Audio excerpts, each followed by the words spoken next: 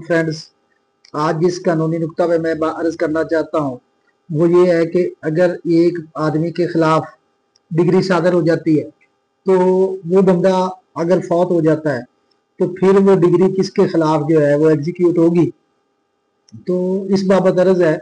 कि जो वारसान लीगल वारसान होते हैं वो किसी भी बंदे के पर्सनल कंट्रैक्ट के और पर्सनल ऑब्लिगेशंस के उसके कर्ज के सारी जो है वो चीज़ों के जिम्मेदार होते हैं। लेकिन कुछ चीज़ों में जो है वो एक्सेप्शंस हैं।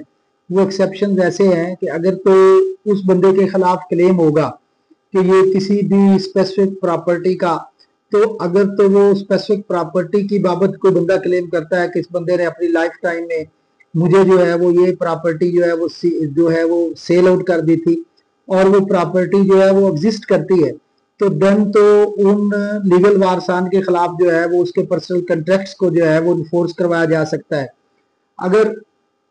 उसने किसी को से कोई चीज लेनी है और उसका राइट जो है वो क्रिएट होता है और राइट जो है वो स्टेब्लिश होना होता है, तो फिर भी उसकी बिहाफ पे जो लीगल वारसान है वो उस राइट का जो है वो क्लेम कर सकते हैं। अगर एक बंदे के खिलाफ डिग्री दावा दायर हुआ और दावा जो है वो मनी डिग्री थी और मनी डिग्री की जो डिग्री है वो उस बंदे के खिलाफ पास हो गई, तो एग्जीक्यूशन फाइल होने से कबल अगर वो बंदा फौत हो गया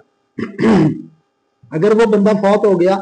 तो उसके जो वारसान है उनके खिलाफ जो है वो एग्जीक्यूशन जो है वो एप्लीकेशन जो है वो दी जाएगी एज ए लीगल रिप्रेजेंटेटिव।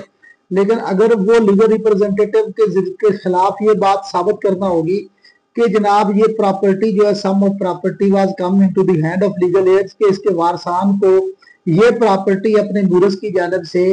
मुंतकिल हुई है और वो उस प्रॉपर्टी में से जो है वो अपना जो डिग्री है उसको सेटिस्फाई करने के जो है वो कानूनी तौर पे पाबंद है। अगर लीगल वारसान ये बात साबित कर देंगे कि कोई भी प्रॉपर्टी जो है वो हमारे हाथ में नहीं आई और हमें कोई भी विरासत उसकी जो है मुंतकिल नहीं हुई है, तो फिर जो मनी डिग्री है वो अगेंस्ट द लीगल रिप्रेजेंटेटिव जो है वो एग्जीक्यूट नहीं होगी। और उसके बाद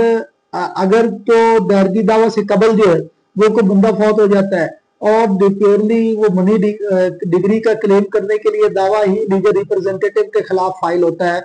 तो देन भी लीगल रिप्रेजेंटेटिव ये क्लेम उसमें कर सकते हैं, डिफेंस प्ली ले सकते हैं कि जी हमें तो कोई प्रॉपर्टी उनकी जो है विरासत में मिली नहीं है, इसलिए हम पर्सनल ऑब्लिगेशंस जो थी, पर्सनल जो लायबिलिटीज थी हमारे मूरस की, उनकी जो है वो हम पाबंदी करने के कानूनी तौर पे जिम्मेदार नहीं है। तो सेक्शन 51 में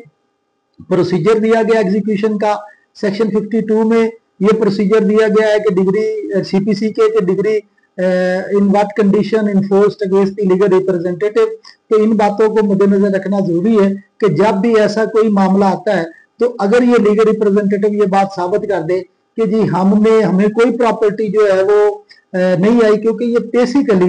बेसिकली उन बंदों के खिलाफ डिग्री एग्जीक्यूट नहीं होनी होती, ये लीगल वारसान है, ये डिग्री एग्जीक्यूट होनी होती है प्रॉपर्टी में से जो प्रॉपर्टी वारसान के हाथ में आएगी मुरस की जानब से बतौर लीगल रिप्रेजेंटेटिव। तो ये बात कानूनी नुक्ता थोड़ा सा मैं एक्सप्लेन करना चाहता था जो मैंने किया। तो अब इसमें का जब भी कोई एग्जीक्यूशन का मैटर आता है तो इसमें जो सेक्शन 51 है और 52 है सीपीसी का वो मच रेलिवेंट है। अगर थॉरली 51 और 52 को अच्छे तरीके से पढ़ लिया जाए और उसकी स्पिरिट और सेंस को समझ लिया जाए तो फिर जो एग्जीक्यूशन में मसाइल है वो दूर हो सकते हैं। एक थोड़ा सा और मैं इसमें एक्सप्लेन कर देता हूँ कि अगर दायरगी दावा से कबल